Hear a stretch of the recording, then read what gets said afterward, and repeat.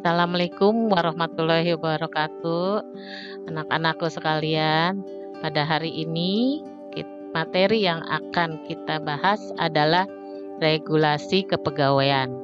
Materi kelas 11 OTKP kepegawaian. Dalam pembelajaran, materi yang akan dibahas, tujuan pembelajaran. Setelah mempelajari materi ini, siswa diharapkan 1. Memahami regulasi kepegawaian. 2. Melakukan klasifikasi regulasi kepegawaian. A.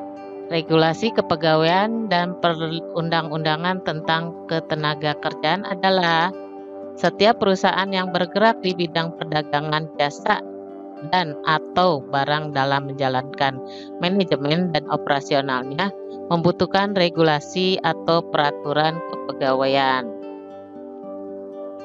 Regulasi kepegawaian adalah regulasi atau peraturan kepegawaian merupakan peraturan tertulis yang memuat aturan-aturan yang mengikat secara umum baik bagi karyawan maupun pengusaha dalam dan dibentuk sesuai prosedur yang ditetapkan dalam peraturan undang-undang.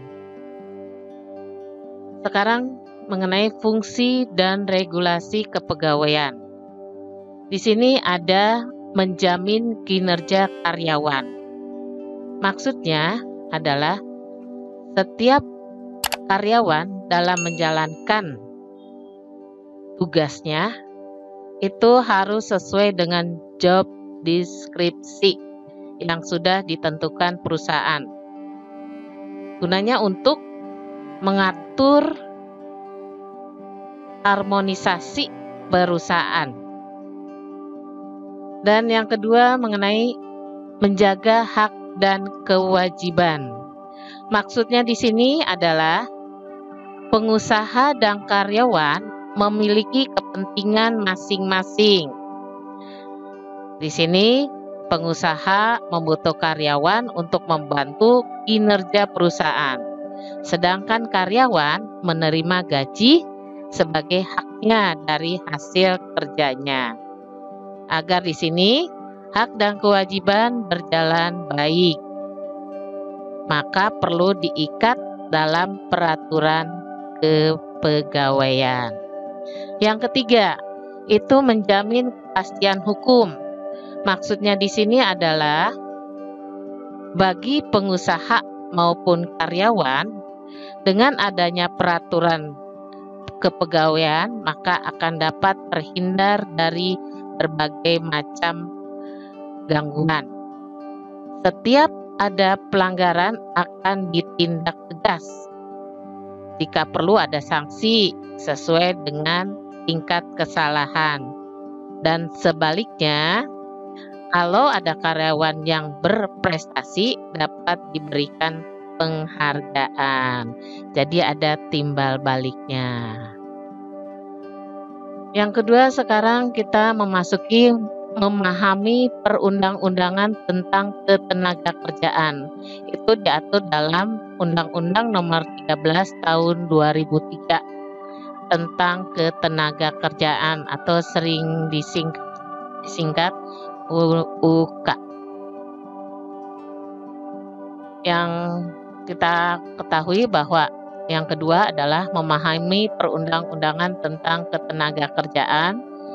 Ini ada di dalam Undang-Undang Nomor 13 Tahun 2013. Terdiri dari 1. Gaji atau upah hak dan kewajiban pekerja. Itu sudah ada aturannya. Yang kedua atau yang ke-B, peran serikat pekerja sudah tercantum juga dalam undang-undang tersebut. Yang C, perlindungan pekerja itu penting sekali ya, agar karyawan merasa aman dalam bekerja. Yang bagian C, kontrak kerja. Ini untuk mengetahui sampai masa kerjanya, sampai kapan, tergantung dari perusahaannya.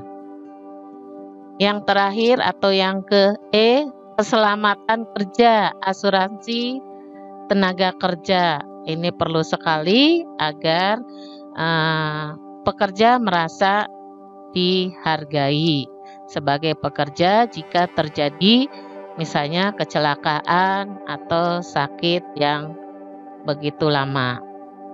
Baik, untuk yang B, mengenai memahami peraturan pemerintah tentang ketenaga kerjaan adalah tentang ketenaga kerjaan berhubungan dengan tata kerja dan susunan organisasi lembaga kerjasama atau disingkat LKS, tripartit, tata cara memperoleh informasi ketenaga kerjaan dan menyusun pelaksanaan perencanaan tenaga kerja, penyelenggaraan program jaminan sosial tenaga kerja atau yang disebut dengan Jamsostek, dan pengupahan. Yang ke-1 tentang peraturan pemerintah tentang jaminan sosial tenaga kerja atau disebut Jamsostek. Itu adalah suatu perlindungan bagi tenaga kerja dalam bentuk santunan berupa uang sebagai pengganti sebagai penghasilan yang hilang atau berkurang, dan pelayanan sebagai akibat peristiwa atau keadaan yang dialami oleh tenaga kerja berupa kecelakaan, sakit, hamil, terus bersalin atau hari tua, dan misalnya pegawai tersebut meninggal dunia. Jenis-jenis Jamsostek itu terdiri dari 1. Jaminan kecelakaan kerja. Itu termasuk dalam jenis-jenis Jamsostek. Yang kedua atau yang B, jaminan kematian. Jadi pegawai tersebut mendapatkan penggantinya ya. Yang bagian C, jaminan hari tua seperti pesangon. Yang bagian D, jaminan pemeliharaan kesehatan. Jadi di sini ada 4 jenis-jenis Jamsostek yang didapat oleh setiap karyawan dalam perusahaan atau setiap pegawai. Yang kedua, mengenai peraturan pemerintah tentang tata cara memperoleh informasi ketenaga kerjaan, penyusunan pelaksanaan perencanaan tenaga kerja. Itu apa saja? Di sini ada beberapa, terdiri dari jenis informasi ketenaga kerjaan. Terus yang B, sumber informasi ketenaga kerjaan. Yang C, tata cara memperoleh informasi ketenaga kerjaan. Bagi yang ketiga, untuk peraturan pemerintah tentang tata cara dan susunan organisasi lembaga kerjasama, terdiri dari A, organisasi dan keanggotaan LKS tripartit nasional. B, pengangkatan dan pemberhentian LKS tripartit nasional. Kita lanjut ke peraturan berikutnya, yaitu peraturan pemerintah tentang pengupahan. Ada beberapa yang telah ditetapkan oleh pemerintah ya mengenai pengupahan bagi karyawan atau pegawai perusahaan, terdiri dari A, kebijakan pengupahan, B, penghasilan yang layak, C, perlindungan upah, D, penetapan upah, E, cara pembayaran upah. F. Peninjauan upah. G. Upah pekerja atau buruh tidak termasuk kerja dan atau tidak melakukan pekerjaan. Jadi kalau misalnya pegawai itu tidak masuk tanpa keterangan atau dengan izin atau sakit, itu ada kriteria-kriterianya. Yang H. Upah kerja lembur. Tiap-tiap perusahaan mempunyai upah kerja lembur yang berbeda-beda. Yang bagian I. Upah untuk pembayaran pesangon jika pegawai tersebut telah berhenti bekerja, ya, tapi bukan dengan diberhentikan dengan tidak hormat, ya. Kalau dengan tidak hormat berarti tidak mendapat pesangon. Z. Upah untuk perhitungan pajak penghasilan. K. Pembayaran upah dalam keadaan kepailitan. Kalau perusahaan itu bangkrut, gimana caranya